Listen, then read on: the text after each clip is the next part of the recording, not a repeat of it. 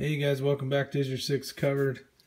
Wanted to show you guys the update of the project I've been doing with the Glock 24. You guys saw this side in an earlier video yesterday.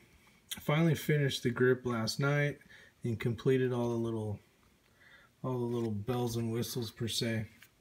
So it came out good. Shot it today at the IDPA tournament, and not a tournament, just a fun shoot.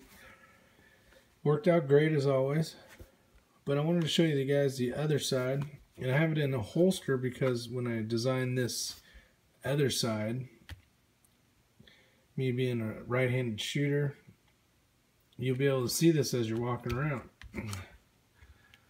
So as it's in the holster and it's carried in that position, you get to see the IY6C.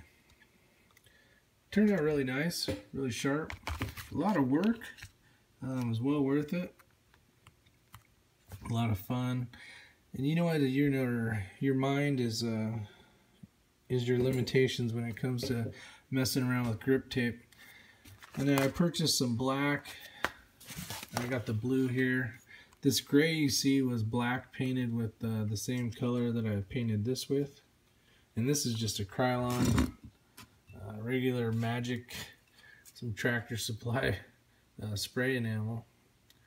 Nothing fancy, no Cerakote, no Duracoat. Camouflaged a few guns. I always use some type of just regular rattle can. Not really worried about the wear. Just from today you can kind of see some wear, scratches on there. But I left the top flat black, standard Glock coating, and that way, don't get any reflections if you're shooting in the day. If you're outdoors or whatever the case is. But it turned out bitchin'. I really like it.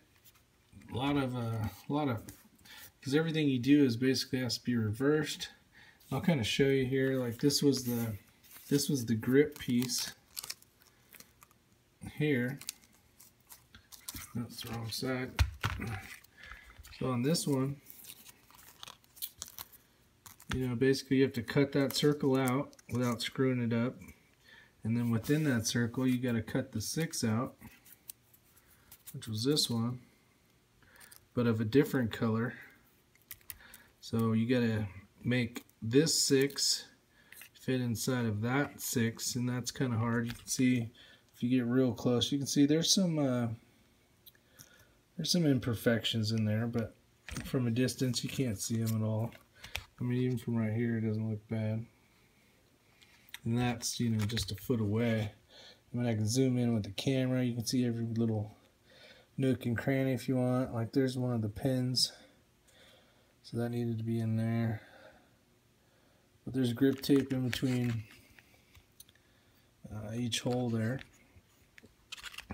And then on this side is basically the same process.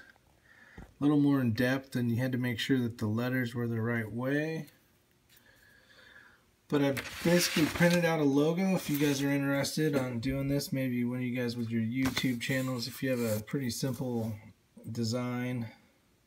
And so I just got it, like this is 80%. So I printed it at what I had this logo at and printed it down to 80%. That was still too big for what I was trying to do. So I had to go smaller until I found the size that I wanted. And here's one that I printed out earlier, trying to get the right size. This was obviously smaller than what I needed. So it's just a matter of messing with it and then reversing it on the back of the tape, because you got to mark it on this side, so you need to make sure you're doing it correctly. But I might do a video. I've always been big into grip tape, just from living out in the hot state of California, where your hands are sweating and that kind of so on and so forth. So it's definitely a positive feel when it's in your hand, especially when it's brand new grip tape. It is, you grip it and you're good to go. You're not gonna have to worry about any guns spinning or trying to get out of your hands at all. Most of that's just due to practice, but when your hands get sweaty and moist, it makes it a little easier if you got a good aggressive grip tape on there. So you guys take care. It's 5 minutes long, so like, share, and subscribe, and see you guys on the next one. Hope you enjoy the video.